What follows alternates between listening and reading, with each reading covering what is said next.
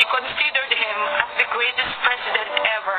Bilang ako rin po yung isang mamamayan who feels that I do have my right in order to express also my real emotions in terms of kung ano po yung alagayan namin.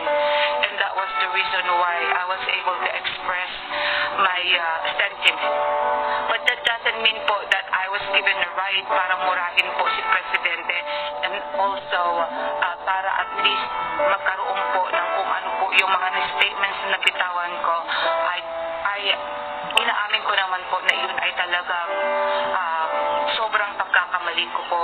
And that was the reason why noong meron po akong nakita na mismong message o kaya mismong video po ng taga ibang bansa, yun po yung Angelina sa Gilan. Kaya nga po naantig yung puso ko because of the fact she was saying na sana huwag nyo na lang pagsalitaan ng masamang ating presidente because he is really doing his best. At tama nga po naman yun. At talagang I have admitted. Wala pong doubt na in-admit ko po yun.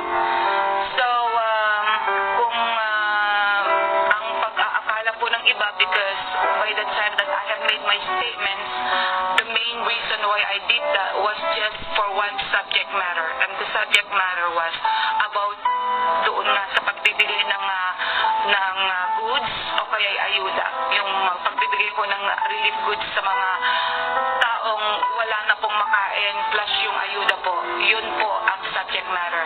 And unfortunately, because of the fact na dahil nga po sa minanipulate na po ng media, minanipulate na po ng mga vloggers na ako lang po ay talagang nandoon para mag-create po ng chaos katulad po yung sinabi po ni spokesperson na Roque na chaos, and then of course spokesperson Harry Roque, yung sinabi na po para mag-create po ng chaos. Wala pa akong intention na mag-create po ng chaos because I do not have the power just like ex-Senator Trillanes po na pwedeng gumawa po ng isang pagtitipon-tipon o kaya go out there in order to wage war against the president or against the government. Wala po akong kapasidad.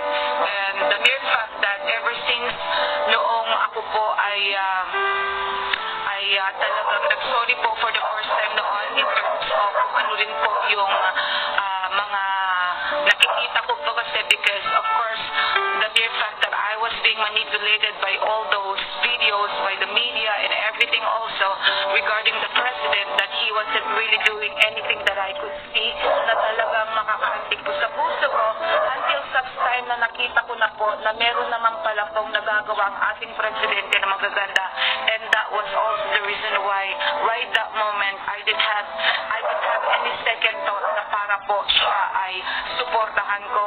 And the mere fact also that I have made my statements asking for an apology, so buong-buo po yung loob ko noon. Wala po akong lakas, I don't have the power para po sirain ng presidente, lalong-lalo na po kung alam ko na ang kanyang mga adhikain ay para po sa kanyang mga kababayan at para po sa aming mga Pilipino.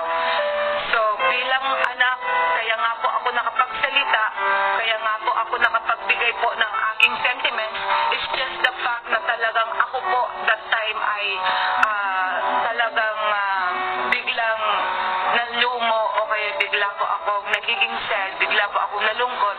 The fact na alam po natin kung ano po yung crisis na hinaharap po natin, and then of course I was just giving out my sentiments at the time na sa isang katulad ko kung sakali man po na hindi po mabigyan ng tulong ng gobyerno, and then of course kung ano po yung lumabas po sa puso ko, sa bibig ko, that was because of the fact na ang feeling ko at that time ay hindi po ako nabigyan ng patas na treatment in terms of yung pag-receive po ng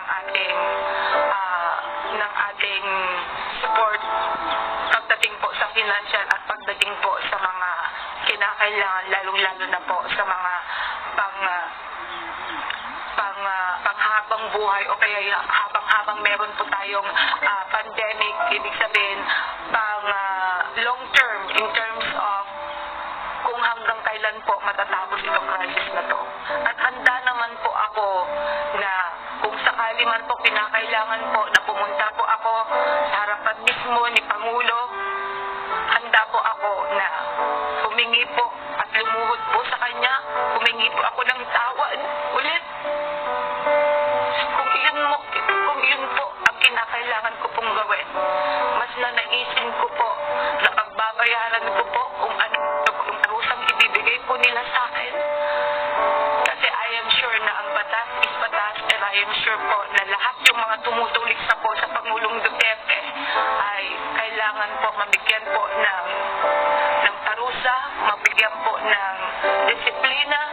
At kung isa po ako na kinakailangan po mabigyan po ng disiplina at maparusahan, buong puso po ako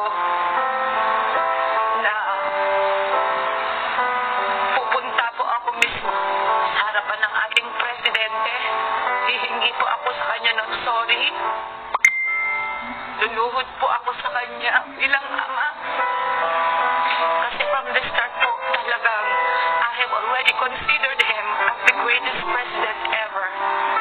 At pag nakita niyo po yung mga videos ko doon, ever since, buong support ako po sa kanya. Wala nga lang pong nakikinig. Wala nga lang pong bumabasa. At kung sino po yung mga nakabasa o sino po yung mga nakarinig, wala pong gusto magbigay po ng kahit papano, at least a little compliment, na kahit papano yung isang tao na minsan ay talagang nakapagsalita po na against sa kanya, pero at the end, humingi po ng tawad sa kanya. Makikita niyo po lahat ang support ako sa kanya doon. At yun po ang pwede kong ipagmalaki. At dahil din po sa nakapagsalita po ako ulit ngayon, I am willing to face the consequences. Willing po akong magpakulong. Willing po akong lumuhod sa harapan ng ating presidente. At willing po akong sumuporta habang buhay hanggat siya po yung nakaupo dyan sa atin, para tayo ay maprotektahan, para po tayo ay mapaglingkuran, at higit sa lahat, para po tayo ay ipagtanggol.